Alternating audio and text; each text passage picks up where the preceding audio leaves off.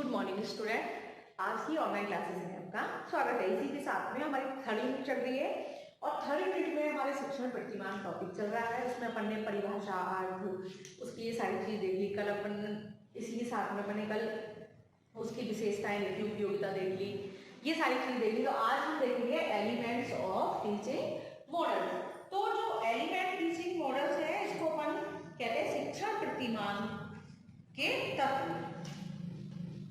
Elements of teaching models, शिक्षण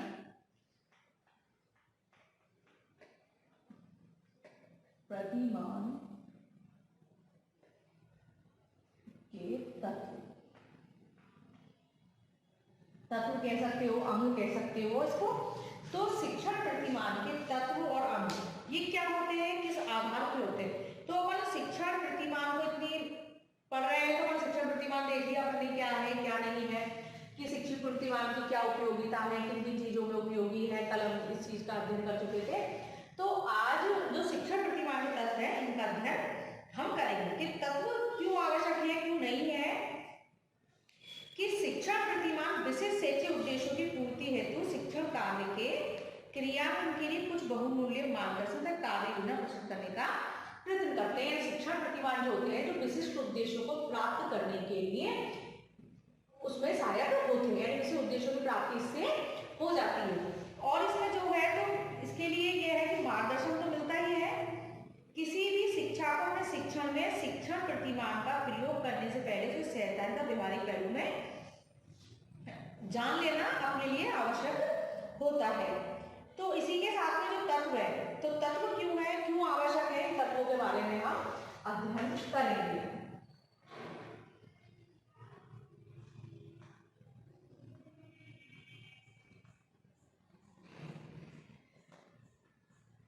कि तत्व क्यों जरूरी है, कौन से उद्देश्यों की प्राप्ति, क्योंकि हर चीज के कोई या वस्तु हो, प्राणी हो, कुछ भी चीज हो, तो हर चीज के अपने तत्व होते हैं।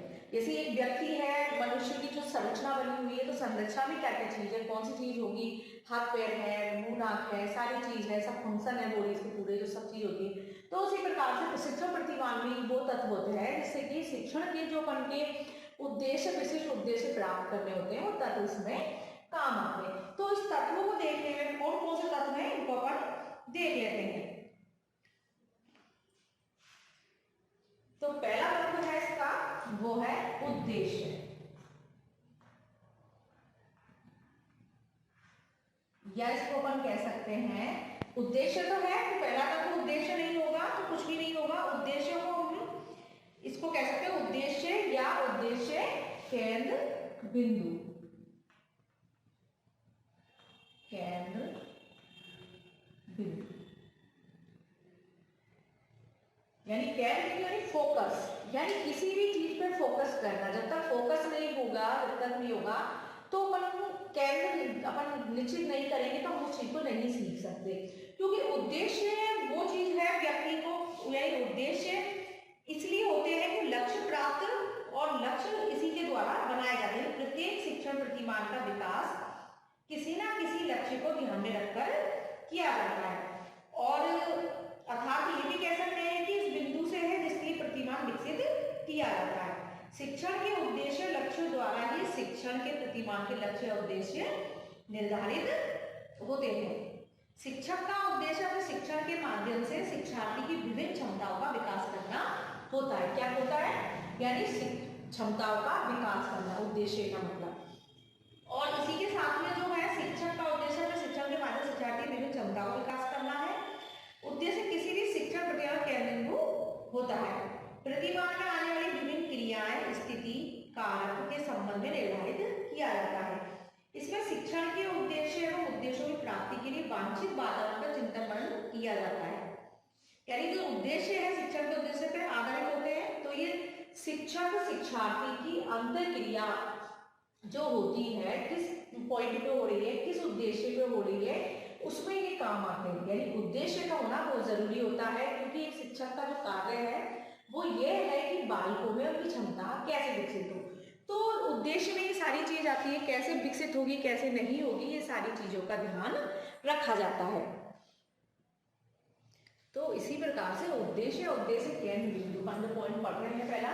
तो प्रत्येक शिक्षण प्रतिमान का विकास किसी न किसी लक्ष्य को ध्यान में रखकर किया जाता है। यानी लक्ष्य नहीं होगा तो उद्देश्य भी पूरा नहीं होगा, लक्ष्य को ध्यान में रख के किया जाता है। लक्ष्य, हर चीज के लिए लक्ष्य का होना जरूरी होता है, क्यों बिना लक्ष्य के अपन उद्देश्य को प्राप्त नहीं कर सकते। क्योंकि आज भी हम जो पढ़ रहे हैं, अपन क्लासेस चल रही है, तो इसका लक्ष्य क्या है? इसका लक्ष्य ये है कि हमको जो अपन बीएड कर रहे हैं, बीएड का जो पेपर है अपना अधिगम और शिक्षण, इसको अच्छे से समझना, सीखना और उसको फिर जो अपन हम लोग जो आगे अपन जो शिक्षण कार्य करते हैं उसमें उसका उपयोग करना।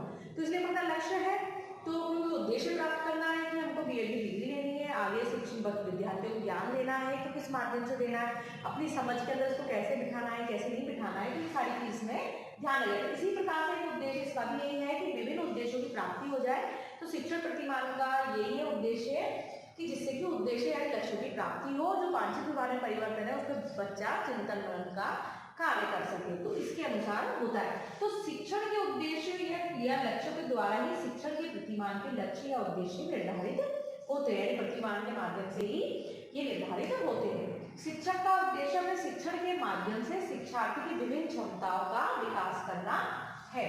यानी शिक्षण का जो शिक्षक जो अपना शिक्षण कार्य करता है, तो वो क्यों करता है कि जिससे कि जो विद्यार्थी है या शिक्षार्थी है उनकी क्षमताओं का विकास किया जा सके। क्योंकि हर उसमें यही है कि क्षमताओं का विकास अगर बालक में नहीं होगा, कोई क्रिया नहीं होगी, तो बालक का जो भी ज्ञान है वो व्यर्थ है। तो इसलिए उस ज्ञान में होना भी जरूरी है, क्षमताओं का विकास होना जरूरी है। उद्देश्य किसी भी शिक्षण प्रतिमान का केंद्र बिंदु होता है। यानी हर चीज का केंद्र बिंदु है। जहाँ हम खड़े हैं वो भी केंद्र बिंदु में खड़े हैं या नहीं खड़े हैं, तो केंद्र बिंदु यही है कि अपने आसपास क्या है क्या नहीं है, हर चीज का केंद्र बिंदु निश्चित होता है। और प्रतिमान में आने वाली विभिन्न क्रियाएं, स्थिति एवं तत्वों के संबंध में निर्धारित किया जाता है। तो जो भी प्रतिमान में आने वाली विभिन्न क्रियाएं, स्थिति होती है, उन तत्वों के संबंध को या कार्य को निर्धारित किया जाता है। तो इसी के साथ में यही है कि इसमें शिक्षण के उद्देश्य और उद्देश्यों की प्राप्ति के लिए वांछित वातावरण चिंतन मनन किया जाता है। शिक्षण प्रतिमान का उद्देश्य शिक्षण के उद्देश्यों पर आधारित होता है। शिक्षण के जो उद्देश्य है वही प्रतिमान का उद्देश्य होगा। प्रतिमान जो शिक्षण का उद्देश्य है वो उद्देश्यों पर ही प्रतिमान के उद्देश्य निश्चित होते हैं या निर्धारित होते हैं या आधारित होते हैं।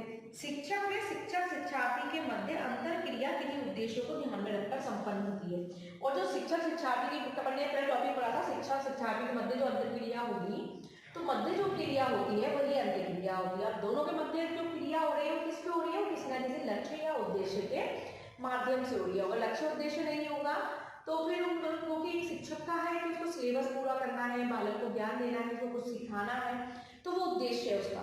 और उद्देश्य क्यों है, क्योंकि विद्यार्थी जो पढ़ रहे हैं उनका कोई लक्ष्य है कि हाँ हमें क्लास पास करनी है या हमें कोई डिप्लोमा लेना है, कोई डिग्री लेनी है या क्या करना है, इस प्रकार से वो चीज होती है। तो मतलब पहला पॉइंट हो गया उद्देश्य या उद्देश्य केंद्र बिंदु। अब इसी के साथ में अपना जो दूसरा पॉइंट है उसको देखते हैं। पहला क्लियर हो गया है, तो पॉइंट में लिख के रहने देती हूँ जिससे कि आपको पता रहेगा कि इसके पॉइंट्स कौन कौन से तत्व कौन कौन से।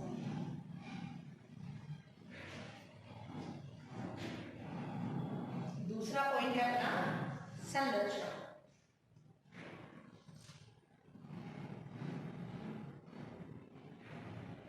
अब संरचना दूसरा पॉइंट है अपना। अब संरचना क्या होती है? संरचना तो मालूम है किसी भी प्रकार की, किसी भी वस्तु की, व्यक्ति की, किसी की बनावट कि बनावट संरचना कैसी है। अपन को पूछा जाए कि वृक्ष की संरचना कैसी है, उसमें क्या क्या वो तत्व है, तो अपन को मालूम होगा संरचना में क्या है क्या नहीं है। तो इसी में जो शिक्षण प्रतिमान में शिक्षण प्रक्रिया में विभिन्न क्रमों का निर्धारण किया जाता है, तो वह क्या कहलाती है? संरचना कहलाती है। किसकी? तो शिक्षण प्रक्रिया के विभिन्न क्रमों का निर्धारण किया जाता है, यानी क्रमों का निर्धारण करना, क्रमों का निर्धारण किया जाता है, वही संरचना, उसे क्या कहते हैं? क्रमोन्नयन किया जाता है संरचना किसकी? शिक्षण प्रक्रिया की। तो शिक्षण प्रक्रिया के क्रमों का निर्धारण की संरचना हो गई। इसी साथ में शिक्षार्थी की रुचियों, योग्यता और आवश्यकताओं को देखते हुए शिक्षा के क्रमबद्ध प्रणाली का निर्माण करता है। तो समस्त शिक्षण प्रक्रिया क्रमबद्ध रूप से चलती रहे, जिसकी सहायता से शिक्षण के उद्देश्यों की प्राप्ति करना चाहता है। तो मतलब जो भी क्रियाएं होंगी, जो भी विभिन्न क्रिया, जो भी चीज होती है, तो संरचना के अंदर आती है। कौन कौन सी चीज होगी, कौन सी नहीं होगी, जिसके माध्यम से उद्देश्य प्राप्त हो जाए। तो किसी प्रतिमान में कितने सोपान या चरण होंगे, इन पक्षों का तारतम्य होगा, उन सभी को किस प्रकार संगठित किया जाएगा। तो ये सारी चीज किसमें आएगी, प्रतिमान में। प्रतिमान की संरचना शिक्षण का महत्वपूर्ण कार्य है। तो जो सीखने की वांछित परिवर्तन उत्पन्न करनी है, मतलब सीखने के लिए जो चीज यानी बीमारी परिवर्तन की जो चीज करनी है, उसकी कैसे श्रृंखला बनाएंगे। यानी संरचना का मतलब जहाँ हम किसी भी चीज की श्रृंखला बना सकते हैं। श्रृंखला बनाना है संरचना करना। जैसे कि हमको कोई डायग्राम बनाते हैं तो संरचना बनाते हैं, ऐसे ऐसे बना दिया, फिर इसको इसमें से जोड़ के ऐसे बना दिया, तो ये संरचना बन जाती है। संरचना यानी किसी भी चीज, अब इसमें ले सकते हो क्रियाएं हैं, विधि प्रविधि ले सकते हो, शिक्षण प्रतिमान की शिक्षण प्रक्रिया ले सकते हो, इसमें कौन सी क्रियाएं आई, तो ये सारी चीज अपन संरचना तैयार करते हैं, तो उसी के अंदर वो चीज आती है। यानी उद्देश्य प्राप्ति के लिए जो संरचना, जो श्रृंखला बनाई जाती है, उसको ही संरचना कहा जाता है। तो इसी प्रकार से इसमें मतलब जो प्रतिमान में निहित विभिन्न क्रियाओं की व्याख्या सम्मिलित रहती है, जिसमें प्रतिमान की क्रियाएं कौन कौन सी हैं, कौन सी प्रकृति की हैं, कौन सी अवस्थाएं हैं, यानी क्रिया अवस्था कौन सी चीज होगी, यानी जो शिक्षण प्रक्रिया का उद्देश्य प्राप्त करना है, उसमें कौन कौन से तत्वों को शामिल करना है, कौन कौन सी क्रिया है, अवस्था है, प्रकार है, कौन से प्रश्न होंगे, कौन से नहीं होंगे, तो ये पूरी संरचना को तैयार करना होता है संरचना। शिक्षण प्रणाली के तत्व में है संरचना, यानी संरचना नहीं होगी तो कोई चीज पूरी नहीं होती है। ये अपन जानते हैं कि हर चीज की संरचना पहले तैयार करनी होती है। तो शिक्षण प्रक्रिया क्या क्रमबद्ध रूप से चलती है। तो क्रमबद्ध रूप से चलना यानी क्रमबद्धता होती है, यानी फर्स्ट पास करेंगे तो सेकंड में आना, सेकंड है तो थर्ड है, ये तो नहीं इधर से उधर कूद के हो जाए। तो हर चीज की श्रृंखला जो शिक्षण प्रक्रिया है एक निश्चित है, हर चीज का सिलेबस निश्चित है, हर चीज है, मतलब क्या पढ़ना है क्या नहीं पढ़ना, तो ये सब किस पे पहले डिपेंड होती है, पूरी हर चीज की संरचना बनाई जाती है।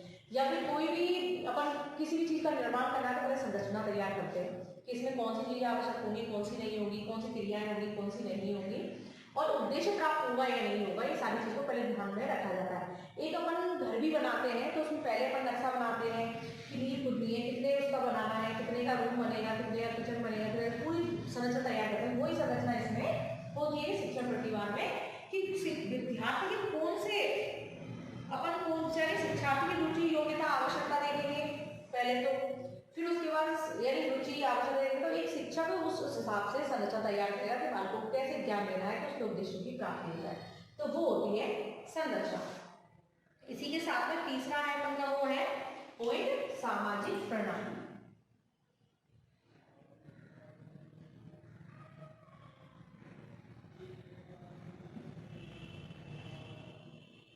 सामाजिक प्रणाली, तो सामाजिक प्रणाली का पहला पॉइंट है, तो ये अपन जानते हैं कि जो शिक्षण का कार्य है तो ये एक सामाजिक प्रक्रिया है, यानी एक सामाजिक प्रक्रिया है। अपन जानते हैं शिक्षण कार्य वो सामाजिक प्रक्रिया है, समाज का ही एक रूप है। तो जो सामाजिक प्रणाली है तो इसमें प्रतिमान का क्या भोग है, यानी इसके तत्व है, तो इसमें यही है कि शिक्षण का उद्देश्य शिक्षार्थी के सामाजिक व्यवहार में परिवर्तन एवं विकास लाना है।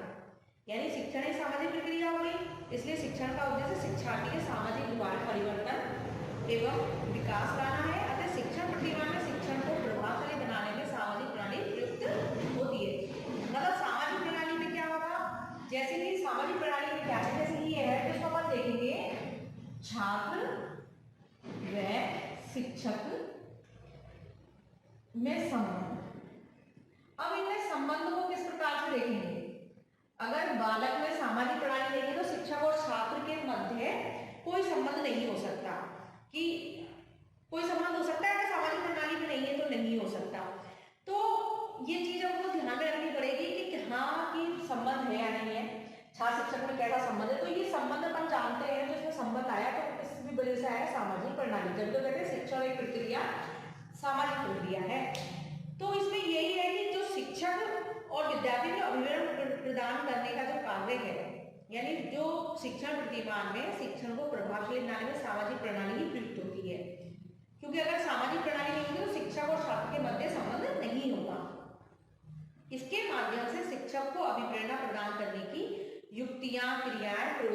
ज्ञान होना जरूरी होता है। युक्ति प्रवृत्ति कौन सी है कौन सी नहीं है, एक छात्र का शिक्षक के साथ कैसा व्यवहार होना चाहिए, कैसा नहीं होना चाहिए, एक शिक्षक छात्र को किस प्रकार से रखे, किस प्रकार से उसकी देखभाल करे, उसको किस प्रकार का ज्ञान दे, ये सारी चीजें एक सामाजिक प्रणाली से ही आती है।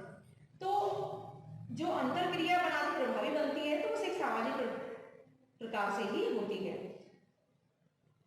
और इसी प्रकार से जो अपन देखते हैं छात्रों का व्यवहार नियंत्रण होना है, तो व्यवहार नियंत्रण होना है, आप जो अपन उनसे सोचते हैं कि छात्र का व्यवहार हमारे प्रति कैसा रहे कैसा नहीं रहे, तो ये सारी चीज कहाँ से आती है, सामाजिक प्रणाली से। तो इसीलिए जो प्रतिमान है, तो प्रतिमान का ये तत्व है कि सामाजिक व्यवस्था को, सामाजिक व्यवहार को, और कक्षा में जो व्यवहार करता है बालक कैसे कर रहा है कैसा नहीं कर रहा, उसका व्यवहार कैसा है, उसको कौन से व्यवहार के लिए पुरस्कृत करना चाहिए, कौन से के लिए नहीं करना चाहिए, और किस प्रकार की क्रियाएं हो, छात्र व्यवहार पुरस्कृत लायक है या दंड लायक है, ये सारी चीज समाज की उससे ही आती है। तो ये भी शिक्षण प्रतिमान का एक तत्व है जिसमें एक शिक्षक और छात्र के मध्य के संबंध को जाना जा सकता है। तो समाज में हमने देख लिया, सामाजिक प्रणाली देख लिया हमने इसकी।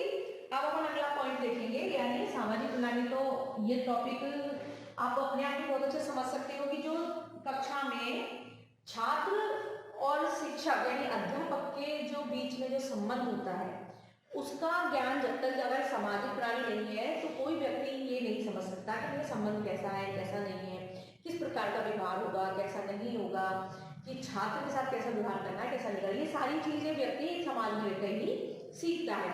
क्योंकि मालूम है क्योंकि अगर समाज नहीं होगा तो शिक्षण प्रक्रिया कहाँ से आएगी, समाज से ही उठी है कि हमारे कौन कौन सी चीजों को शामिल करना है कौन सी नहीं करना है। तो इसलिए सामाजिक एक शिक्षण जो एक प्रक्रिया है वो एक सामाजिक प्रक्रिया है। तो मानवीय शिक्षण का उद्देश्य क्या है, शिक्षार्थी के सामाजिक व्यवहार में परिवर्तन एवं विकास करना, यानी शिक्षार्थी में सामाजिक परिवर्तन लाना, उसके व्यवहार में परिवर्तन लाना, ये सारी क्रिया किसकी है, इसकी। तो जो शिक्षण प्रतिमान है इसमें, तो प्रतिमान में यही है, शिक्षण को प्रभावशाली बनाने में सामाजिक प्रणाली प्रयुक्त होती है। इसके माध्यम से ही शिक्षक को मतलब जो क्रियाएं विधि अभिप्रेरणा प्रदान करनी है वो कैसे करनी है, वो सामाजिक प्रणाली से ही शिक्षक का ज्ञान होता है। मतलब प्रतिमान का मतलब यही है कि किस प्रकार का ज्ञान दिया जाए, कैसा ज्ञान दिया है, प्रतिमान के माध्यम से ही ये सारी चीज सामाजिक प्रणाली प्रयुक्त होने से प्रभावशाली हो जाता है। इसी प्रकार से अपना पहला हो गया उद्देश्य या उद्देश्य केंद्र बिंदु, दूसरा हो गया संरचना, तीसरा हो गया अपन का सामाजिक प्रणाली। अब चौथा है अपन का पॉइंट है जो है मूल्यांकन या सहायक प्रणाली।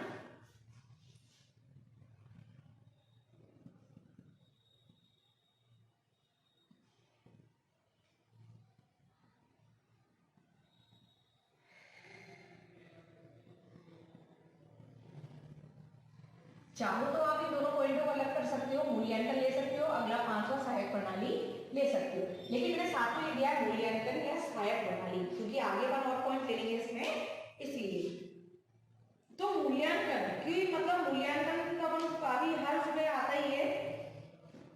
तो इसमें यही है, इस प्रणाली में मौखिक एवं लिखित परीक्षाओं द्वारा यह निर्णय लिया जाता है कि शिक्षण के उद्देश्य प्राप्त हुए या नहीं। यदि शिक्षण असफल रहता है तो शिक्षण में प्रयुक्त नीति और युक्ति परिवर्तन किया जा सकता है। तो प्रत्येक शिक्षण प्रतिमान के उद्देश्य अलग अलग होते हैं, सभी जानते हैं प्रतिमान के उद्देश्य अलग होते हैं, उन उद्देश्यों का मूल्यांकन प्रणाली में अलग अलग होती है और अंतिम प्रणाली के आधार पर क्रिया की भी जांच की जाती है। तो मतलब यही है कि प्रणाली को जानते हैं कि लिखित और मौखिक रूप से इसका हो सकता है।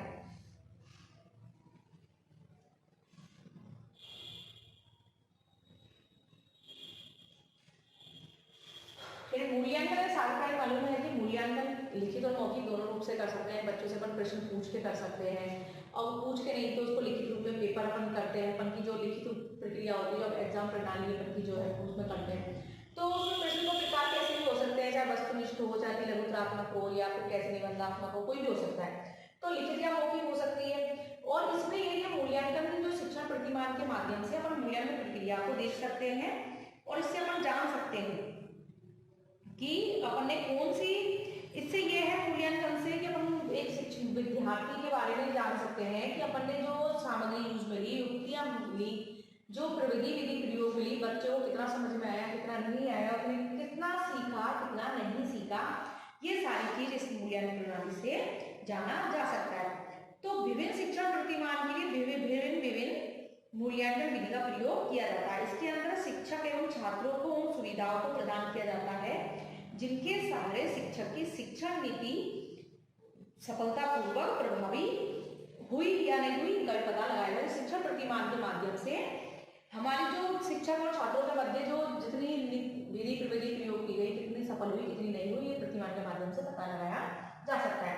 और ये प्रणाली बालकों के लिए कितनी सहायक है, जैसे कि उदाहरण के माध्यम से हम समझ सकते हैं, बालक को उसकी योग्यता के स्तर के अनुसार और उसकी रुचि के अनुरूप यानी अनुरूप उसको शिक्षा दी जाए, तब हम उनके लिए सहायक सामग्री, शिक्षण मशीन और पाठ्य पुस्तक आदि का सहारा लेना पड़ता है। यानी कौन कौन सी सहायक सामग्री होती है ना, जैसे अपन सहायक सामग्री कौन कौन सी होंगी, जैसे पुस्तक है और अपनी कई लैब है, यानी लैंग्वेज लैब वगैरह है, अनुदेशन है, यानी अभी जो है अनुदेशन किस प्रकार से सिखाना है, कैसे, कंप्यूटर है, ये मतलब काफी चीजें हैं सहायक प्रणाली में, चार्ट मॉडल वगैरह है, कई अब सेमिनार वगैरह करते हैं, कार्यशाला गठित होती है, सारी चीज होती है। तो सब क्या चीज होती है, उनमें जो भी प्रयोग होती है वो सब सहायक सामग्री होती है। ये शिक्षा का अच्छे से क्षेत्र अच्छा करने के लिए और जो उनके लक्ष्य हैं व्यवहार में परिवर्तन को जानने के लिए इन सहायक सामग्रियों का प्रयोग किया जाता है, जिससे कि शिक्षण कार्य को अच्छे से अच्छा किया जा सके। यानी मूल्यांकन तो लिखित और मौखिक हो गया अपन का, तो प्रतिमान के माध्यम से अपन मूल्यांकन प्रकारों को देख सकते हैं, कैसे किस प्रकार से करना है, कैसे नहीं करना है। और सहायक सामग्री में तो जानते हैं कौन कौन सी सामग्री होती है शिक्षण में जो यूज में आती है, कि मतलब एक जनरली वे में अपन को ब्लैक बोर्ड भी चाहिए, व्हाइट बोर्ड चाहिए, या फिर प्रोजेक्टर से पढ़ना है, एलसीडी प्रोजेक्टर हो, कोई सा प्रोजेक्टर हो, सारी चीजें आती है। तो सहायक सामग्री का सभी प्रयोग करते हैं जैसे शिक्षण का कार्य अच्छे से अच्छा हो जाए और क्रिया अच्छी हो, बच्चे को ज्यादा से ज्यादा समझ में आए, उसका ज्ञान अच्छे से हो सके। तो ये सारी चीज को अपन इसमें लेते हैं। तो मूल्यांकन हमने समझ लिया, सहायक प्रणाली समझ ली कि कैसे है कैसे नहीं है। तो इसमें यही है कि मतलब इसमें बच्चों का जो है कि कितना सफल रहा, जो शिक्षक का ज्ञान था, जो शिक्षण क्रिया थी, जो क्रिया शामिल की थी, तो इसके मतलब प्रतिमान के माध्यम से अपन इसमें जान सकते हैं कि बच्चे ने कितना क्या कराया, उसके द्वारा हमको सहायता मिल जाती है कि किस प्रकार का मूल्यांकन करना है। और अपना अगला है इसमें है प्रयोग या उपयोग। पांचवा है प्रयोग या उपयोग। पांच चाहो तो आप मूल्यांकन साइड पर अलग कर सकते हो, 4, 5 और 6 हो सकता है, यानी इसमें एक टॉपिक पॉइंट बढ़ सकता है, इसको शामिल कर दिया है। लेकिन अब प्रयोग और उपयोग, प्रत्येक शिक्षण प्रतिमान का प्रयोग उसकी परिस्थिति पर निर्भर करता है, यानी प्रतिमान का प्रयोग में कहाँ करना है कहाँ नहीं करना है परिस्थिति पर निर्भर करता है। इस तत्व के माध्यम से हमें शिक्षण प्रतिमान के उपयोग एवं प्रयोग के बारे में जानकारी होती है। यानी इसके अंदर हमें पता लगाया जाता है कि संबंधित शिक्षण प्रतिमान किस क्षेत्र में प्रयोग की उपयोगिता अधिक होगी, किसमें नहीं होगी। यानी अपन इसे जान सकते हैं, प्रयोग और उपयोग एक तत्व पढ़ रहे हैं शिक्षण प्रतिमान की, तो इसमें देख सकते हैं कि शिक्षण प्रतिमान की जो मॉडल्स वगैरह हैं जो अपन देख रहे हैं उनकी कहाँ आवश्यकता है कहाँ नहीं है, इससे उनका पता लग सकता है। और इसकी उपयोगिता कहाँ होगी, किन क्षेत्र में होगी, कौन से उद्देश्य प्राप्ति में होगी, लक्ष्य प्राप्ति में होगी, कौन से व्यवहार परिवर्तन में होगी, ये सारी चीजों का हमें इससे पता लग सकता है। और उसी के आधार पर हम इसको देख सकते हैं कि कैसे होगा कैसे नहीं होगा। तो इसके लिए क्या होता है, अगर प्रयोग करना है तो उसके लिए कौन सी परिस्थिति में प्रयोग करना है कौन सी में नहीं करना है, ये परिस्थितियों पर ही डिपेंड करता है। तो हमने ये पांचों देख लिए प्रतिमान के तत्व कौन कौन से हैं। तो तत्व सरल है, इसके उद्देश्य और केंद्र बिंदु हो गया, यानी लक्ष्यों की प्राप्ति के लिए उद्देश्य जरूरी होते हैं। दूसरा बनला संरचना, तीसरा सामाजिक प्रणाली, मूल्यांकन सहायक प्रणाली, प्रयोग में उपयोग। तो ये 5 टॉपिक पढ़ लिए। यानी इसमें यही था कि उद्देश्य कुछ ना कुछ उद्देश्य जरूर होते हैं कि हर प्रतिमान जो अपन पढ़ रहे हैं तो प्रत्येक शिक्षण प्रणाली कुछ ना कुछ उद्देश्य या लक्ष्य होते हैं और इन्हीं लक्ष्यों के आधार पर शिक्षण प्रतिमान को विकसित किया जाता है कि शिक्षण के ये केंद्र बिंदु लक्ष्य के आधार पर निश्चित किए जाते हैं कि कौन से लक्ष्य हो कौन से ना हो। तो ये लक्ष्य के ऊपर केंद्र बिंदु वगैरह होता है कि केंद्र बिंदु क्या है, लक्ष्य। तो इसमें ये उद्देश्य कैसे बनाने कौन से उद्देश्य हो उनकी बोलते हैं। अब संरचना मालूम है, जनरली टॉपिक है संरचना, किसी भी चीज को अपन कुछ भी उसमें समझा जाता है शिक्षण प्रक्रिया में, जिसको जिस चीज को समझना चाहते हैं। तो शिक्षण प्रक्रिया में संरचना जरूरी है कि कौन सी पाठ्य पुस्तकें हो, कौन सी नहीं हो, किन किन क्रियाओं को शामिल किया जाए, कौन विधि को, विद्यार्थी को क्या चाहिए क्या नहीं चाहिए, विद्यार्थी क्या आवश्यकता है, ये सारी चीज को संरचना में पहले हर किसी भी चीज की संरचना तैयार की जाती है। उसी साथ में सामाजिक प्रणाली, क्योंकि जो भी प्रक्रिया जो भी चीज होनी है वो समाज से ही आती है, शिक्षण प्रक्रिया सामाजिक प्रक्रिया है, तो इस वजह से सामाजिक प्रणाली डाली जाती है, क्योंकि जो विभाग है वो इसी के मध्य से आता है।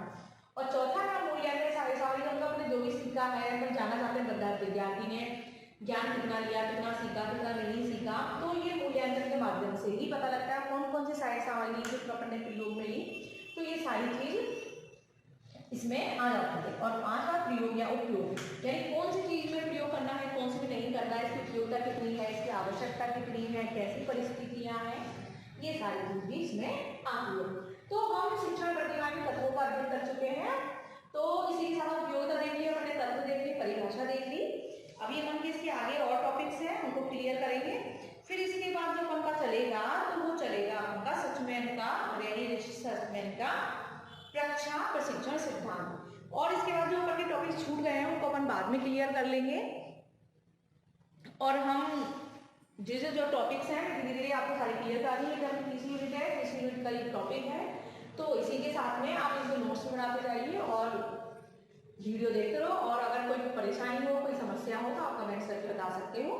ठीक है, इसी के साथ में आज यहीं पर अपना टॉपिक खत्म होता है।